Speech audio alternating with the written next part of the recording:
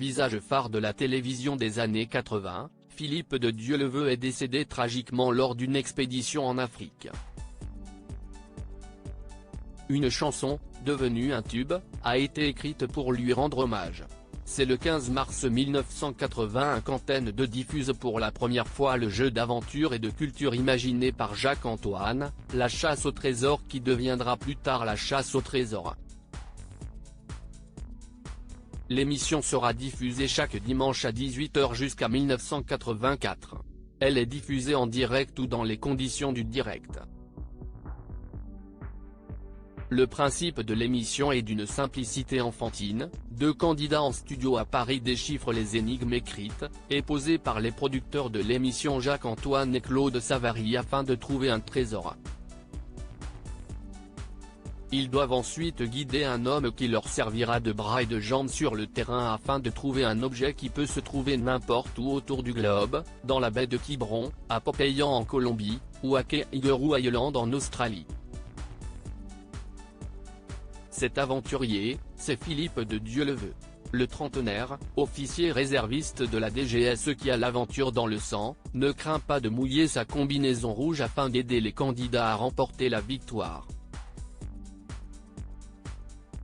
Plongeon de haut vol, escalade, exploration sous-marine, saut en parachute, l'homme est un véritable casse-cou au sourire lumineux dont les téléspectateurs vont très rapidement s'enticher.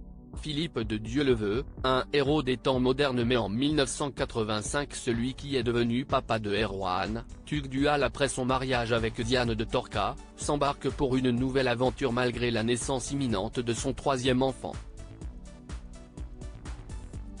Il est séduit par le concept de Africa Raft qui propose de traverser l'Afrique d'est en ouest uniquement par voie fluviale, en rafting. Il embarque sur le fleuve Zaïre avec 6 compagnons mais n'en reviendra jamais. Sa fille Anaïde naît quelques semaines après sa disparition.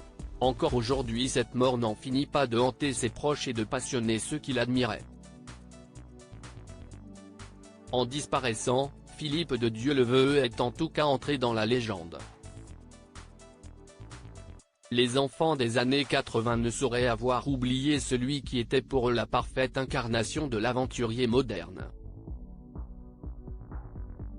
Preuve de son empreinte dans l'époque, un titre a été écrit en hommage à sa mémoire et à celle d'Arnaud de Ronet disparu à l'âge de 38 ans dans le détroit de Taïwan en mer de Chine en 1984.